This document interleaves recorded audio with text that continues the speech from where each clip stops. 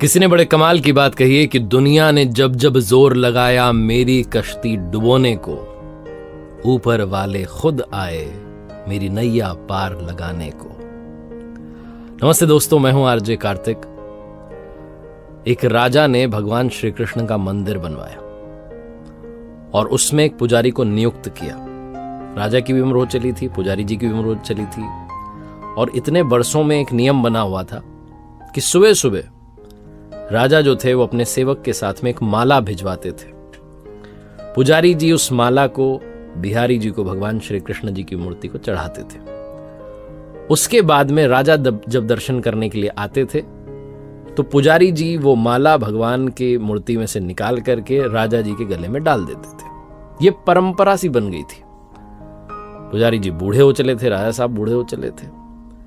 एक दिन राजा साहब की तबीयत थोड़ी खराब थी तो उन्होंने सेवक से कहा कि आप ये माला लेकर के जाइए और पंडित जी को, पुजारी जी को कह दीजिएगा कि आज राजा साहब नहीं आएंगे तो प्रतीक्षा ना करें। सेवक वो माला लेकर के गया, पुजारी जी को दी, बात पूरी बताई। पुजारी जी ने वो माला बिहारी जी को चढ़ा दी और उसके बाद में वो ये सोचने लगे कि इतने बरस से परंपरा चली आ रही है, लेकिन मैंने कभी भी भगवान जी की जो माला जब उतरती है तो उसे अपने गले में नहीं पहना। शायद ये प्रभु जी की इच्छा है, शायद ऐसा अवसर आया कि आज राजा जी नहीं आएंगे और आज मेरे पास में मौका है। तो परंपरा तो थी कि वो माला तो निकालते थे। उन्होंने वो माला निकाली और खुद पहन ली। इसी सब के बीच में सेवक जो था वो दौड़ते हुए कहने लगा कि राजा साहब को वहां ठीक नहीं लग रहा है, उन्हें तबीयत और खराब सी लग रही है, इसलिए वो प्रभु के दर्शन करना चाहते हैं और वो आ रहे हैं, उनकी सवारी आने वाली है। उन्हें लगा कि शायद ये परंपरा टूट ना जाए, वो तो आ रहे हैं। जैसे ही बात पंडित जी को मालूम चली, उन्होंने फटाफट से वो माला अपने गले में से निकाली और जाकर के वापस भगवान जी को पहना दी, खुद की उतरी हुई माला। घबराहट में तो समझ नहीं पाया क्या करें, डर गए कि राजा साहब जो है दंड दे देंगे। राजा आए और पुजारी जी ने वही जो परंपरा थी उसको निभाया। वो बिहारी जी के गले में से, मूर्ति में से वो माला निकाली और राजा साहब को पहना दी। जब राजा साहब को पहनाई तो उन्होंने देखा कि उस माला में एक सफेद बाल था। राजा ये समझ गया कि ये जो सफेद बाल है ये पुजारी जी का है। पुजारी जी से पूछा कि क्या इस माला को आपने पहना था, सफेद बाल कहां से आया? तो पुजारी जी ने कहा कि डर गए, उन्हें लगा कि सच बोलूंगा तो पता नहीं क्या दंड मिलेगा। उन्होंने कहा ये सफेद बाल तो बिहारी जी का है, भगवान जी का है। राजा को और गुस्सा आ गया। उसने कहा एक तो ये छल कर रहे हैं, धोखा कर रहे हैं, ऊपर से झूठ बोल रहे हैं। तो राजा ने कहा अच्छा ये बात, बिहारी जी के कब से सफेद बाल हो गए? ठीक है, मैं कल आता हूं, श्रृंगार के समय आऊंगा और देखूंगा कि उनके बाल सफेद हैं या काले। अगर बाल काले निकले, सफेद नहीं निकले, तो आपको कल ही मृत्यु दंड दिया जाएगा। आपने इतना बड़ा छल मेरे साथ में किया है। राजा गुस्से में तमतमाता हुआ चला गया।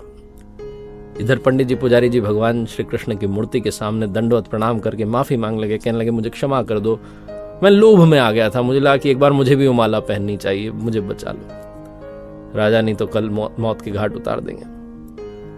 पूरी रात रोते रहे, विनती करते रहे, प्रार्थना करते रहे। अगली सुबह राजा पहुंचा श्रृंगार के समय, सुबह सुबह, और बात तय थी। जाकर के वो मुकुट उतारा और बिहारी जी के बाल देखे। राजा चौंक गया, बाल सफेद थे। फिर राजा ने सोचा कि पुजारी जो है कहीं फिर से छल तो नहीं कर रहे, कहीं इन्होंने बाल काले जो थे उनको रंगवा तो नहीं दिया, सफेद तो नहीं कर दिया। तो असली है नकली ये जांचने के लिए वो बाल तोड़ने लगे और जैसे ही राजा ने बाल तोड़े, मूर्ति में से खून की धारा बहने लगी। राजा प्रभु के चरणों में गिर गए, क्षमा मांगने लगे, माफ कर दो भगवान। उस मूर्ति में से आवाज आई कि राजा तुमने मुझे सिर्फ मूर्ति माना, इसलिए आज से मैं तुम्हारे लिए सिर्फ मूर्ति हूं।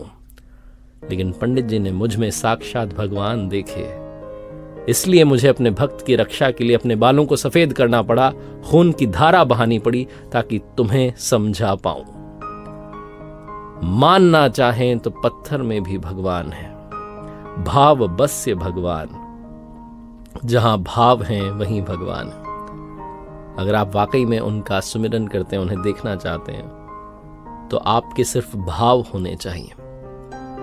ये छोटी सी कहानी लाइफ में इंस्पिरेशन देती है कि उनके आशीर्वाद के बिना कुछ संभव नहीं है। इसीलिए आपसे कहता हूं, ऊपर वाले के आशीर्वाद के साथ कर दिखाओ कुछ ऐसा कि दुनिया करना चाहे, आपके जैसा। देखते रहिए हर सोमवार सुबह 9:30 बजे एक नई कहानी और हर शुक्रवार सुबह 9:30 बजे लर्निंग सीरीज का एक नया वीडियो। एक नई सीरीज मैंने शुरू की जिसका नाम है गीता ज्ञान। श्रीमद् भगवद गीता के अलग अलग अध्यायों से क्या सीखा जा सकता है, आप देख सकते हैं हर बुधवार सुबह 9:30 बजे। और साथ ही एक नया चैनल शुरू किया जिसका नाम है आरजे कार्तिक एक्स्ट्राज। वहां जाकर के आप मोटिवेशन के अलावा बहुत सारे वीडियोस देख सकते हैं।